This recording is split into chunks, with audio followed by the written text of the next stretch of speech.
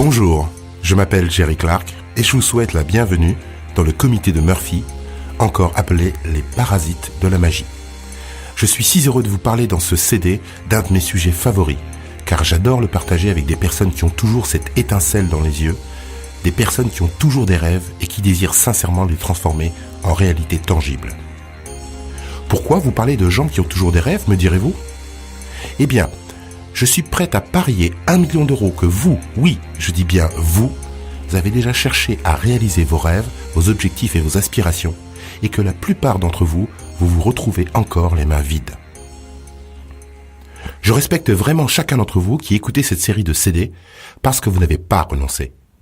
Vous savez, nous grandissons tous avec des rêves d'enfants plein la tête. Nous rêvons tous d'être quelqu'un de bien, de spécial, mais la plupart d'entre nous voyons nos rêves qui nous sont arrachés lentement mais sûrement par les difficultés et les défis de la vie. Et la chose la plus facile à faire quand la vie vous fiche des claques est d'abandonner, et c'est malheureusement ce que la plupart des gens font. Mais il existe quelques individus motivés, des individus comme vous, qui veulent savoir quelle est cette force extérieure qui a tendance à gifler les gens qui cherchent à réaliser leurs rêves, leurs objectifs et leurs aspirations. Et surtout qui veulent savoir comment battre cette force étrange à son propre jeu. Eh bien, je suis ici pour vous révéler le nom de cette force étrange qui veut vous empêcher d'accomplir vos objectifs et vos rêves. Il s'agit du comité de Murphy. Le comité de Murphy se compose d'un groupe de 5 entités qui ont mis au point une opération au niveau de l'univers dont le but est de tester le niveau d'engagement de tout individu par rapport aux rêves, aux objectifs et aux aspirations qu'il ou elle poursuit. Je les appelle les parasites ou les interférences de la magie. Laissez-moi brièvement vous expliquer comment ce concept m'est apparu. Quand j'ai eu 18 ans, je me suis fixé l'objectif d'être millionnaire avant l'âge de 25 ans, car à l'époque je pensais que le succès n'était qu'une réussite strictement financière. Donc, toute activité qui n'impliquait pas le fait de gagner de l'argent m'apparaissait comme une totale perte de temps.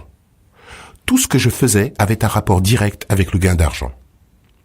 Quand je ne travaillais pas pour gagner de l'argent, j'étudiais quelque chose qui pourrait m'en rapporter. Je n'arrivais pas à comprendre que quelqu'un puisse lire un livre uniquement pour le plaisir. Je ne voyais pas comment les gens pouvaient s'asseoir et regarder la télévision pendant des heures sans que cela ne puisse améliorer leur situation financière. Je ne comprenais pas pourquoi les gens pouvaient travailler dur toute la semaine simplement pour pouvoir ensuite aller en boîte de nuit le week-end et dépenser leur argent en boissons et en drogue. Je veux dire que les gens faisaient des tas de choses bizarres le week-end qu'ils avaient totalement oubliées le lundi matin. C'était le comportement le plus insensé et le plus ridicule que j'avais jamais vu de toute ma vie. En fait, j'étais totalement focalisé sur les moyens possibles de gagner de l'argent, et quand j'ai atteint l'âge de 19 ans, je nageais littéralement dans l'opulence. En toute modestie, je gagnais plus d'argent que les médecins spécialistes et que les avocats. J'étais bien parti pour devenir un authentique millionnaire, et donc il fallait que je joue le jeu. J'ai donc commencé à acheter des costumes italiens, des montres Rolex et des sous-vêtements de soie.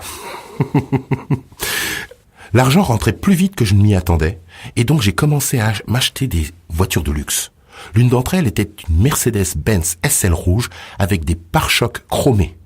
Mon Dieu, elle était incroyable cette voiture. Tout le monde dans mon quartier pensait que j'étais un dealer de drogue, y compris ceux qui savaient que je ne pourrais jamais vendre ni consommer de la drogue, parce qu'ils ne pouvaient pas comprendre d'où venait tout cet argent. Même le commissariat de mon quartier a fait une grande enquête de moralité sur ma personne. Les policiers ont appelé le concessionnaire Mercedes pour savoir comment j'avais payé ma voiture. Ils ont même envoyé un policier en civil pour qu'il devienne mon ami, afin de savoir ce que je trafiquais. Toutes ces personnes pensaient réellement que je faisais quelque chose d'illégal et que mes affaires officielles n'étaient que des couvertures pour quelque opération illicite dans laquelle je devais tremper. C'est absolument sidérant le nombre de théories que les gens ont pu imaginer à mon égard. Ils ont dépensé une énergie folle alors que tout ce qu'ils avaient à faire, c'était de me demander gentiment et je leur aurais volontiers montré. En fait, ils ne m'ont rien demandé et pour ma part, moi je m'en fichais. J'étais simplement en train de m'occuper à gagner de l'argent.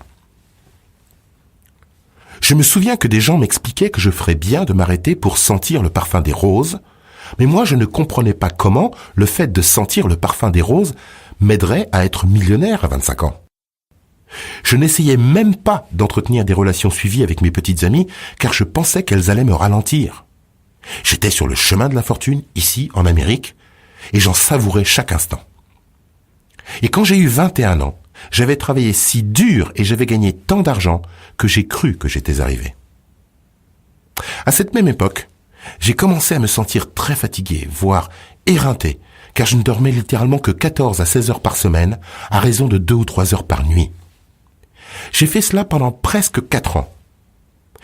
L'effet néfaste du manque de sommeil m'a finalement rattrapé. J'étais totalement vidé, dans un état d'épuisement physique intense. Je décidai donc d'arrêter de construire mes affaires génératrices de revenus et de commencer à dépenser la petite fortune que j'avais accumulée. J'ai commencé à traîner dans Beverly Hills et à vivre comme les personnes riches et célèbres. Je résidais dans les hôtels chics et je mangeais dans les restaurants à la mode. Avant de m'en être rendu compte, j'avais déjà dépensé des dizaines de milliers de dollars et asséché mes cartes de crédit. Je me souviens un jour avoir regardé mon compte épargne et je vis qu'il ne me restait que 8 000 dollars.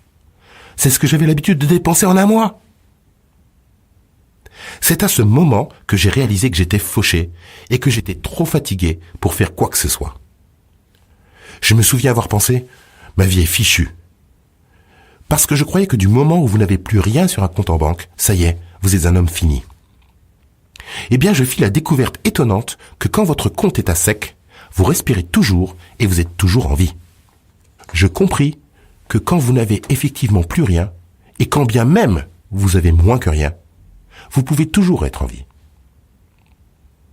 J'ai eu une autre révélation pendant cette période de vache maigre.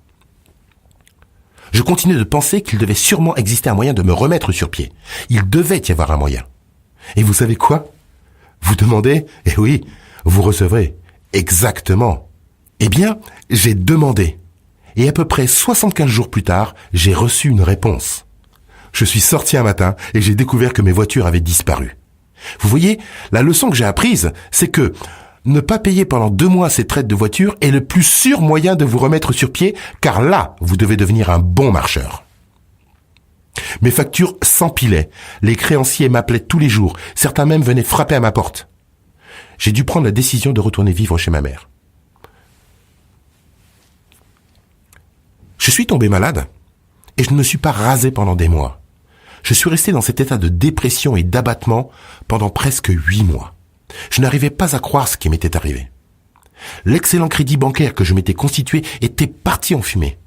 Et toutes mes voitures de luxe, les bijoux dispendieux, les costumes italiens, les téléphones portables, les 3 000 à 5 000 dollars que j'avais toujours bêtement avec moi dans la boîte à gants, tout cela était parti en fumée. La maison que j'étais censé m'acheter à l'âge de 22 ans n'était plus qu'un souvenir. Que s'était-il passé ? Je me disais, que m'est-il arrivé ? J'étais un jeune homme 100% réglo qui faisait de son mieux pour réussir en Amérique. J'étais allé en faculté pendant 4 ans, comme on m'avait dit, j'avais eu de bonnes notes, je ne fumais pas, je ne buvais pas d'alcool, je ne me droguais pas, je ne buvais même pas de café. Tout ce que je voulais, c'était montrer aux gens qu'il était possible de réaliser ses rêves à la condition de respecter la recette d'aller en classe, d'obtenir de bonnes notes, de travailler dur dans son travail ou dans plusieurs métiers et d'être engagé à fond dans ce que l'on fait. Que s'était-il passé ? Je suis resté dans cette triste condition pendant 8 mois, en essayant de comprendre. Je devais trouver une explication quelconque afin de garder ma santé mentale. Je me rappelle qu'une nuit, j'étais en train d'écouter une cassette de Les Brown.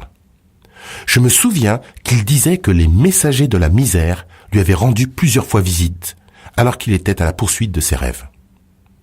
Il reliait cela à la loi de Murphy qui dit en substance que tout ce qui peut mal se passer va très probablement mal se passer.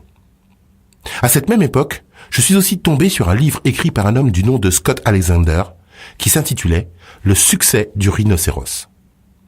Ce livre contenait des principes et des analogies très intéressants.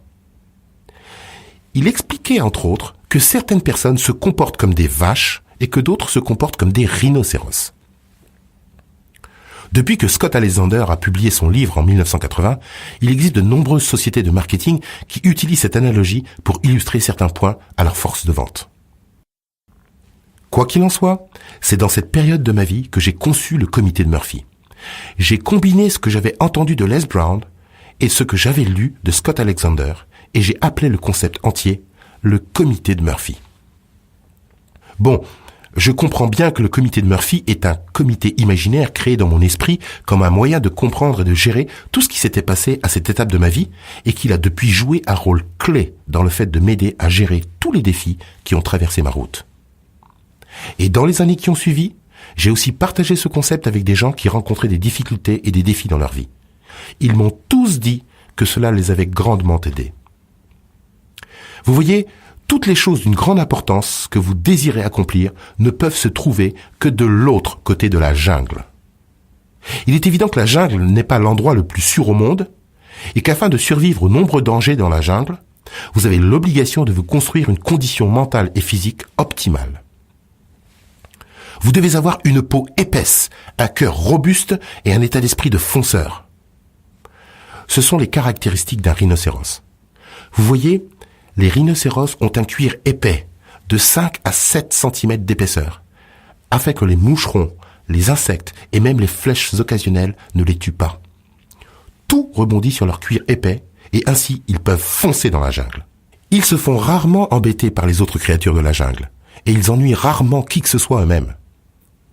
Par-dessus tout, ce sont des créatures pacifiques qui sont très concentrées sur ce qu'elles veulent. Cependant, si vous vous mettez en travers de leur route, faites attention. Vous risquez de vous retrouver face à 2 ou 3 tonnes de purs rhinocéros qui vous foncent dessus tête baissée avec une corne capable d'embrocher des parties cachées de votre anatomie. Ouïouïouï. Vous voyez, je crois que nous sommes tous nés avec l'état d'esprit du rhinocéros, mais que la plupart d'entre nous avons été entraînés à être des vaches. Les vaches sont des créatures paisibles qui paissent dans les prés et qui acceptent tout ce qui passe à leur portée. Les vaches ne croient pas qu'elles peuvent prendre le contrôle de leur vie et créer leur propre destin.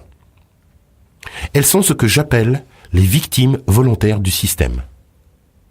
Elles renoncent volontairement à leur liberté pour une existence médiocre. Ce que je veux dire, c'est que si vous donnez à une vache un revenu régulier, quelques avantages médicaux, 2 ou 3 semaines de congés payés par an, et vous y ajoutez une police d'assurance vie, et vous lui promettez une retraite qui ne lui paiera que 30% de son dernier salaire, qui n'était déjà pas suffisant à la base. Et la vache sera prête à vous donner sa vie en échange. Les vaches font de leur mieux pour vivre une vie dénuée de risques dans les prés. Si c'est facile, elles le voudront. Si c'est confortable, elles le prendront. Si c'est normal et traditionnel, elles seront ouvertes. Si toutes les autres vaches le font, c'est donc la bonne chose à faire. Les vaches ont été convenablement programmées à croire qu'elles n'ont pas le choix quant à la direction de leur vie. Elles font simplement ce que le système leur dit de faire pour réussir. Par exemple, on leur dit d'aller à l'école, d'obtenir une bonne instruction, afin d'avoir un bon emploi dans une grosse entreprise bien stable. Tout ce qu'elles auront à faire, c'est travailler dur, être loyales, et dans 20 à 30 ans, atteindre un poste de cadre supérieur avec des stock options. Et on leur dit qu'au moment de leur retraite, elles auront tout réussi dans leur vie. Elles auront alors une bonne retraite et une sécurité sociale. Oh, la sécurité. Elles aiment ce mot. Eh bien, voilà ce qui se passe habituellement. Les vaches se lèvent le matin et se battent dans les embouteillages pour aller au boulot. Puis elles travaillent toute la journée en regardant l'horloge en permanence. Et elles affrontent de nouveau les transports en commun pour rentrer chez elles. Elles avalent un petit dîner, elles regardent la télévision, elles prennent une douche et vont se coucher afin de pouvoir refaire les mêmes choses le lendemain. Elles passent la semaine entière en attendant avec impatience leurs 2 journées de repos. Et là, elles se plaignent d'avoir plus de temps libre que d'argent disponible. Les congés en famille consistent en une location dans le centre de vacances le plus proche de chez elles, ou si jamais elles ont le moyen de prendre l'avion, elles vont résider dans des hôtels bon marché et vont se justifier en disant « Tu sais, comme on ne va pas rester longtemps ici, autant réserver dans un endroit pas cher. » Tout dans la vie des vaches se résume à des budgets serrés et elles sont perpétuellement inquiètes de ne pas être capables de payer le loyer pour le bout de pré qu'elles occupent. Maintenant, comprenez-moi bien. Même les jeunes rhinocéros en formation ressentent de temps en temps la même chose, mais ils continuent de foncer et ils continuent de créer. Vous voyez, les vaches ne croient pas en la création, elles croient en la compétition. Elles regardent constamment les autres vaches pour voir si leur herbe est plus verte que la leur. Eh bien, quand elles sont sur le point de prendre leur retraite, aux alentours de 65 ans, comme le système l'impose, les voilà qui disent quelque chose comme « Mais... »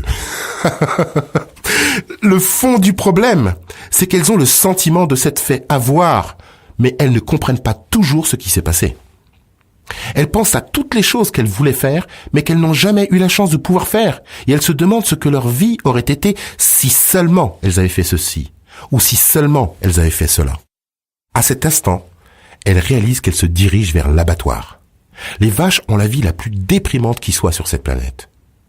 Et ce qui est encore plus déprimant, c'est qu'elles constituent une majorité de la population, au moins 90%. Les rhinocéros, au contraire, croient en l'excitation et en l'aventure. Ils s'épanouissent dans l'énergie dynamique et dans les défis qui n'existent que dans la jungle. Ils ne peuvent supporter la passivité et la médiocrité du pré des vaches. Après tout, il n'y a là que de l'herbe et du fumier. Les rhinocéros réalisent que d'un côté de la jungle se trouve le pré des vaches et que de l'autre côté se trouve le pays du paradis, et c'est là que se retrouvent toutes leurs aspirations, tous leurs rêves et tous leurs désirs. Les rhinos réalisent qu'il y a du danger dans la jungle. Ils savent que parvenir de l'autre côté ne sera pas facile, mais que la facilité n'est pas une option pour eux, car si le succès était facile, eh bien vous devinez la suite, ce ne serait pas le succès, ce serait la médiocrité. Vous savez, c'est facile d'être fauché, de se sentir misérable et malheureux avec du poids en trop. C'est facile de s'ennuyer, de se sentir frustré. C'est facile d'abdiquer sa liberté. C'est facile de rester assis dans le pré des vaches et de regarder la télévision tous les jours et de se demander pourquoi on n'aboutit à rien dans sa vie. C'est facile de renoncer à ses objectifs, à ses rêves et à ses aspirations. C'est facile de rester assis et d'écouter ses CD sans faire ni terminer les exercices. C'est facile de s'asseoir passivement et de regarder les choses arriver. Les rhinos ne s'assoient pas pour regarder les choses arriver. Ils provoquent les choses. Ils n'attendent pas les circonstances idéales. Ils créent leurs circonstances. Ils ne se concentrent pas sur les problèmes de la vie. Ils se concentrent sur les solutions. Les rhinos passent à l'action. Une action massive pour atteindre leurs objectifs. Les rhinos réalisent le pouvoir qui existe dans leur mental et ils apprennent à utiliser les outils et les stratégies qui les aideront à obtenir ce qu'ils désirent dans la vie. Et bien plus encore, ils comprennent que même s'ils tirent des avantages énormes des outils et stratégies existantes, il est bien plus efficace et puissant de se bouger les fesses et de passer à l'action. Vous voyez, ce que vous voulez vient à vous par la pensée, mais c'est par l'action que vous le recevez. Tout ce concept des rhinos, des vaches et de la jungle est juste une manière de vous faire comprendre que même si vous mettez en pratique ce concept et ces stratégies, la réalisation de vos rêves ne sera pas une promenade de santé. Si c'était le cas, eh bien tout le monde ferait la queue pour entrer dans la jungle. Néanmoins, sur 100% de la population, seulement 10% entreront dans la jungle, et parmi ces 10%, seuls 30% arriveront à traverser la jungle pour atteindre le pays du paradis. Les 70% restants vont soit retourner dans le pré des vaches, soit mourir dans la jungle. Donc, seulement 3% de la population arriveront de l'autre côté de la jungle. Les 97% restants vont finir fauchés ou morts. Ils vont finir par dépendre de leurs amis, de leur famille ou du gouvernement en ce qui concerne leur principale source de revenus ou de soutien. Maintenant, si jusqu'à présent vous avez été dérangé par cette discussion de vaches et de rhinocéros, cela peut vouloir dire deux choses. Numéro 1, que vous êtes actuellement un jeune rhino en formation qui est quelque peu dérouté, en train d'errer dans le pré des vaches. Au plus profond de vous-même, vous savez que votre place n'est pas dans le pré, mais vous avez oublié où se trouve l'entrée de la jungle. Ou alors numéro 2, que vous avez été systématiquement formé et conditionné en tant que vache et que vous êtes en train de vous demander pourquoi vous écoutez ce programme de CD.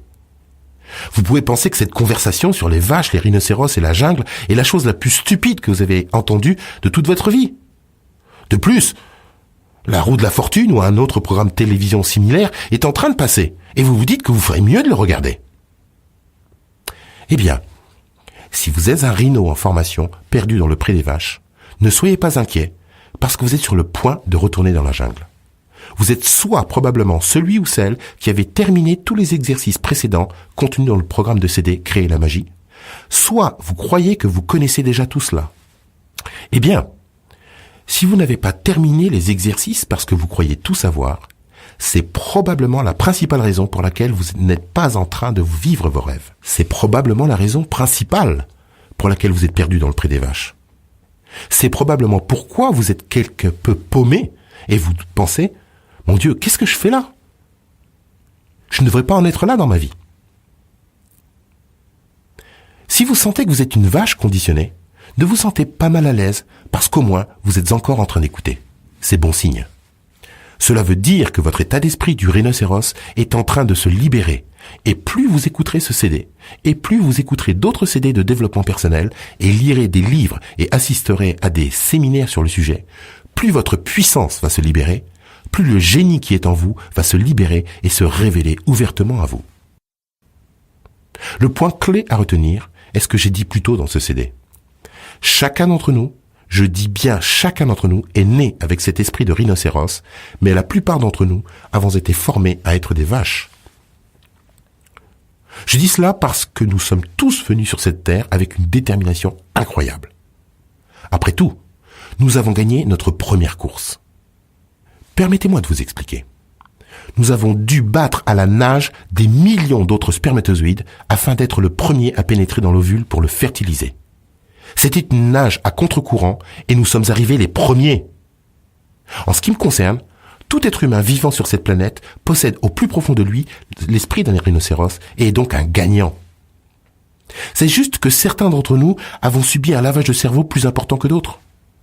On nous a lavé le cerveau pour que nous croyions que nous ne pouvions pas réussir, que nous ne pouvions pas obtenir ce que nous désirons vraiment, que nous devions être médiocres et que la meilleure façon de gérer le fait que nous soyons malheureux, insatisfaits et fauchés dans cette vie était de comprendre que nous aurions toutes ces belles choses quand nous serions morts et arrivés au paradis. Eh bien écoutez, je suis tout à fait d'accord pour aller au paradis, mais je ne veux vraiment pas vivre un enfer pour y arriver.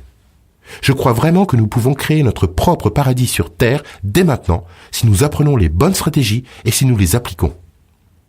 Vous avez le pouvoir de créer de la magie dans tous les domaines de votre vie et comme je vous l'ai déjà dit, vous pouvez créer un paradis sur Terre dès maintenant si vous le décidez, ou alors vous pouvez créer votre enfer sur la Terre si vous le désirez aussi. Le choix est entre vos mains. Comprenez simplement que personne ne vous a dit que ce serait facile. Parce que vous aurez plusieurs fois la visite du comité de Murphy en cours de route. Particulièrement si vous décidez de pénétrer dans la jungle. Vous allez découvrir comment le comité de Murphy fonctionne. Vous apprendrez comment identifier les membres du comité de Murphy quand ils vous rendront visite. Et vous apprendrez comment les battre à leur propre jeu pour atteindre votre pays du paradis. Dans votre pays du paradis, vous pouvez être ce que vous voulez être. Vous pouvez faire ce que vous voulez faire. Et vous pouvez avoir ce que vous voulez avoir. Vous n'avez pas besoin de vous inquiéter du prix. Vous apprendrez à développer une peau épaisse de rhinocéros qui vous permettra de supporter tous les défis qui vont assurément vous barrer la route pendant cette incroyable traversée de la jungle.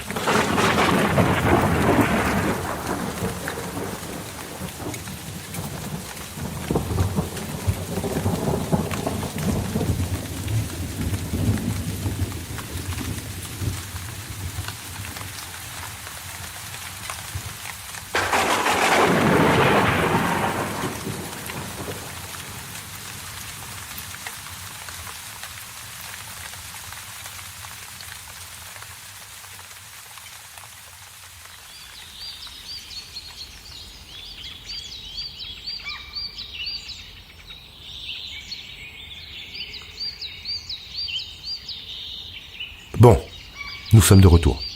Je m'excuse pour cette petite interruption.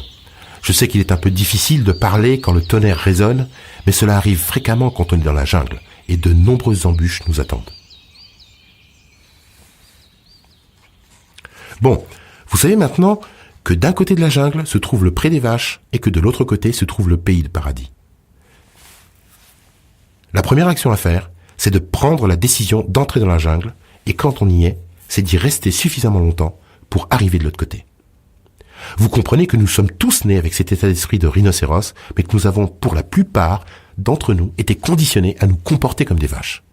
Nous avons parlé du fait que seuls 10% de la population vont décider d'entrer dans la jungle et que seulement 3% vont effectivement arriver de l'autre côté. Bien. Où et quand le comité de Murphy entre-t-il en scène ? Rappelez-vous, Le comité de Murphy est composé d'un conseil de 5 membres qui ont mis au point une opération au niveau universel pour tester le niveau d'engagement d'un individu quant aux rêves, désirs et aspirations qu'il poursuit. De nouveau, je les appelle les parasites ou les interférences de la magie. Leur principale mission est de vérifier s'ils peuvent empêcher le plus grand nombre possible de personnes de traverser la jungle et d'atteindre leur pays de paradis. Donc, une fois que vous avez décidé d'entrer dans la jungle, vous feriez mieux de vous préparer aux visites des divers membres du conseil siégeant au comité de Murphy. Vous voyez, tout ce que je suis en train de faire, c'est de vous préparer. Parce que je sais que vous êtes nombreux à avoir préparé vos affirmations positives. Vous avez écrit vos objectifs noir sur blanc. Vous vous êtes emballé à l'idée de les réaliser. Mais vous ne vous attendez peut-être pas, ou plutôt vous n'êtes pas prêt à affronter le comité de Murphy. Ce que le comité de Murphy vous garde en réserve dans la jungle. C'est pourquoi il est très important que vous sachiez clairement pourquoi vous allez réaliser ce que vous désirez le plus au monde. Depuis que je suis entré dans la jungle en 1997, j'ai vu beaucoup de gens entrer et j'ai vu beaucoup de gens sortir. Certains ont duré quelques temps, certains ont duré plus longtemps que d'autres, certains sont revenus plus tard, mais beaucoup d'autres sont devenus ce que j'appelle les GIJ, les grands invalides de la jungle, ceux qui n'y reviendront jamais. Je veux dire qu'ils ont accepté la lente médiocrité du pré des vaches pour le reste de leur vie. Le comité de Murphy a eu le dessus. Laissez-moi partager avec vous quelques-unes des tactiques et des tours que le comité de Murphy va s'efforcer d'utiliser contre vous afin de vous faire quitter la jungle. Murphy numéro 1, en général, va vous envoyer les amis et la famille quand vous entrez dans la jungle. Ils essayent de vous convaincre de retourner dans le pré des vaches, là où tout est sécurisé. Ils vous disent « Mais enfin, il y a des tas de vrais emplois dans le pré des vaches. » Et ils vous avertissent de tous les dangers de la jungle. Ils vous expliquent qu'il n'y a pas de salaire régulier dans la jungle et qu'en plus le risque de maladie est plus grand et qu'il n'existe pas d'avantages médicaux. Et que vous feriez mieux de retourner dans le pré des vaches là où vous aurez une prise en charge médicale. Ils vous parlent de tous ces pauvres bougres qui ont échoué misérablement dans la jungle et quelques-uns sont même des GIJ ou des grands invalides de la jungle. De plus, aucun des membres de votre famille n'a traversé la jungle. Alors pour qui vous prenez-vous pour croire que vous pouvez le faire ? Vous devriez plutôt accepter votre existence de vache. Après tout, vous n'avez pas besoin de prendre autant de risques, et cela n'exige pas grand-chose de survivre dans les prés. Cette attaque de Murphy numéro 1 suffit généralement pour inciter la plupart des gens à retourner dans le pré des vaches. Après tout, ils aiment leur famille, et ils n'ont vraiment pas envie de les blesser. Cette flèche tirée par Murphy numéro 1 a rapidement pénétré leur peau trop mince et a causé suffisamment de dégâts pour qu'ils quittent la jungle et retournent dans le pré. Je vois beaucoup de gens quitter la jungle pour cette raison. Mais quelques personnes sont plus branchées sur leur esprit de rhino, donc elles continuent de foncer dans la jungle. Et c'est le moment que choisit Murphy numéro 2 pour commencer son travail à votre niveau. La stratégie que Murphy numéro 2 a employée avec moi fut la suivante. Il me mit dans une situation où à l'âge de 21 ans, j'étais complètement épuisé et je ne pouvais plus payer mes factures. Il se dit qu'en récupérant mes voitures et qu'en m'envoyant des créanciers à mes trousses, ceci me ferait sûrement quitter la jungle. Et croyez-moi, j'ai vraiment senti cette flèche. Mais un de mes copains de la jungle m'a aidé à extraire cette flèche et m'a dit qu'en passant, ma peau était devenue plus épaisse. Cela m'a encouragé et je suis effectivement resté dans la jungle pour cette raison.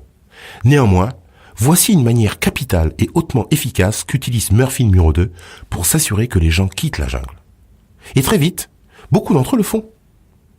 Le peu qui reste dans la jungle se font tourner en dérision par Murphy numéro 3 parce qu'il sait que ces stratégies puissantes seront très efficaces pour dégoûter les survivants de la jungle. Murphy numéro 3 va jouer lourdement avec vos émotions. La stratégie qu'il utilisa contre moi fut la suivante. Je tombais amoureux d'une belle jeune femme qui voulait vivre confortablement dans le pré des vaches. Eh bien, je me suis vite retrouvé dans le pré des vaches avec cette belle jeune femme. J'ai même trouvé un emploi dans le pré des vaches. Et peu de temps après, je ne supportais plus de vivre dans les pâturages. J'ai commencé à me sentir frustré et irritable. Je n'arrivais pas à me fondre parmi les vaches parce qu'elles avaient toutes remarqué la corne qui commençait à pousser sur mon front. Je ne pouvais tout simplement pas cacher le fait que j'étais un jeune rhino en croissance. Vous voyez, la plupart des vaches ont du mal à passer du temps en compagnie des rhinos, et la plupart des rhinos ont du mal à consacrer beaucoup de temps aux vaches. Les rhinos sont constamment en train de parler de choses positives, de leurs rêves et de leurs objectifs, de leurs aventures dans la jungle et des possibilités qu'ils ont d'amener leurs nouveaux amis ruminants avec eux pour qu'ils puissent ensemble atteindre l'autre côté de la jungle. Les vaches commencent à s'énerver quand les rhinos parlent de ces choses. Les vaches aiment se plaindre des choses qui ne vont pas dans leur travail et de leurs difficultés à payer leurs factures. Et elles adorent parler de sujets triviaux et négatifs tels que des mauvaises nouvelles aux infos de la télévision et de l'économie qui va mal. Le fond du problème, c'est que je devais retourner dans la jungle et que je voulais vraiment emmener cette jeune femme avec moi. Mais l'énergie, le risque et l'excitation de la jungle, c'était trop pour elle. Elle a décidé de se tenir loin des rhinos et j'ai décidé de retourner dans la jungle. Ce fut une expérience douloureuse et Murphy numéro 3 fut surpris de me revoir. Il avait fait du bon travail en jouant avec mes émotions et je dus même le reconnaître pour cela. Mais je lui dis que ma place était dans la jungle et que j'y resterais jusqu'à ce que j'atteigne l'autre côté. Je fis le serment de ne plus tomber amoureux que de femmes qui seraient elles-mêmes des jeunes rhinos prometteuses, en formation, plutôt que d'essayer d'en faire des rhinos. Murphy numéro 3 fut impressionné par ma détermination, ainsi que les autres membres du comité. Vous savez, seule une poignée de gens arrivent à dépasser Murphy numéro 3. Mais néanmoins, Murphy numéro 4 et Murphy numéro 5 étaient déterminés à m'arrêter et ils seront déterminés à vous arrêter vous aussi. Comprenez que dépasser Murphy numéro 3 représente une avancée majeure. Car à ce moment, vos compétences de jungle ont considérablement augmenté. Votre peau s'épaissit de plus en plus avec chacun des défis rencontrés dans la jungle. Vous êtes de plus en plus déterminé à atteindre l'autre côté de la jungle et pour la première fois, vous commencez vraiment à profiter de l'atmosphère de cette jungle. Vous avez développé suffisamment de compétences et de stratégies pour enseigner aux nouveaux venus et à ceux qui en ont marre d'être des vaches et qui se demandent comment entrer dans la jungle. Vous pouvez leur indiquer quelle tenue de combat adopter, à quoi ils doivent s'attendre et comment gérer efficacement les nids de poules ainsi que la meilleure route à prendre pour éviter les sables mouvants occasionnels. Beaucoup de rhinocéros utilisent en fait ce moyen d'enseignement des techniques de réussite dans la jungle aux nouveaux venus comme source de revenus pour financer le reste de leur séjour dans la jungle. À propos, même les rhinos aguerris viennent écouter ces stratégies pour simplement réviser et renforcer les compétences qu'ils ont déjà. Très bien, maintenant continuons notre voyage à travers la jungle. Plusieurs mois, plusieurs années même se sont écoulés depuis votre première incursion dans la jungle. À présent, vous devez avoir une drôle de mine et vous sentez certainement assez mauvais. Toute votre famille et vos amis restés dans le pré des vaches pensent que vous avez maintenant complètement perdu l'esprit. Ils n'arrivent pas à comprendre pourquoi vous ne retournez pas vers la sécurité des vaches et sur la sécurité des pâturages. Oh, maintenant vous êtes habitué, votre peau est si épaisse que cela ne vous dérange même plus. Vous continuez votre avancée dans la végétation et là, tout à coup, vous êtes arrivé devant un marais. Ça pue et ça ressemble à du purin. Berk. Et vous remarquez qu'il n'existe aucun chemin pour le contourner. Vous devez soit traverser le marais, soit quitter la jungle. À ce moment, certains ne peuvent pas en supporter plus et donc décident de quitter la jungle et de retourner dans les pâturages où leurs amis les accueillent joyeusement. Tout le monde est en liesse. Ils sont contents de leur retour. Ils savaient qu'ils retrouveraient leur esprit tôt ou tard. Certains décident de rester un moment au bord du marais afin d'aiguiser leurs cornes avant de plonger dans le marais. Et là, il y a quelques braves qui décident d'y aller tout de suite. Ils font un pas dans ce marais puant, visqueux et gluant, et ils s'avancent. L'odeur est si infecte qu'ils peuvent à peine respirer.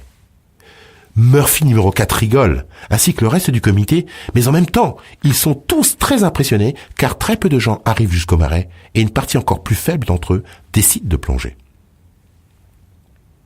Murphy numéro 4 ainsi que Murphy numéro 5 commencent à vous tirer dessus avec toutes sortes de flèches dans un effort final pour obtenir votre reddition.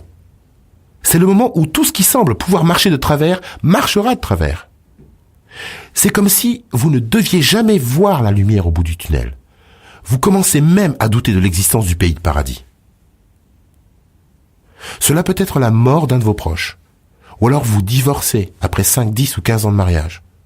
Ou encore, vous êtes obligé de déclarer une faillite, ou encore votre maison qui est saisie, ou encore le fisc qui vous prend tout ce que vous possédez. Vous savez, toutes sortes de choses qui peuvent arriver. Tout ce qui peut mal se passer va probablement mal se passer.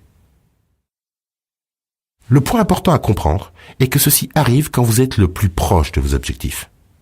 Je sais que c'est parfois dur à croire, mais croyez-moi, c'est vrai. Demandez simplement à n'importe quel rhino qui a réussi et il vous le confirmera. Vous devez simplement comprendre que Murphy numéro 4 et Murphy numéro 5 exercent un effort final pour vous arrêter. Si vous persistez pendant cette phase, vous avez réussi parce que bientôt ils seront fatigués de vous ennuyer. Ils vont dire quelque chose comme « Hey, tu vois ce gars Jerry ?» Ou alors vous substituez votre prénom au mien. « Tu vois ce gars Jerry ? Il est toujours debout. Il ne semble pas comprendre qu'il ne peut pas gagner. Moi je vais te dire, il ne m'amuse plus. Cela fait des mois, voire des années qu'on lui tourmente et il ne semble vraiment pas comprendre. Pourquoi ne pas le laisser tranquille et aller chercher quelqu'un d'autre à éprouver ? »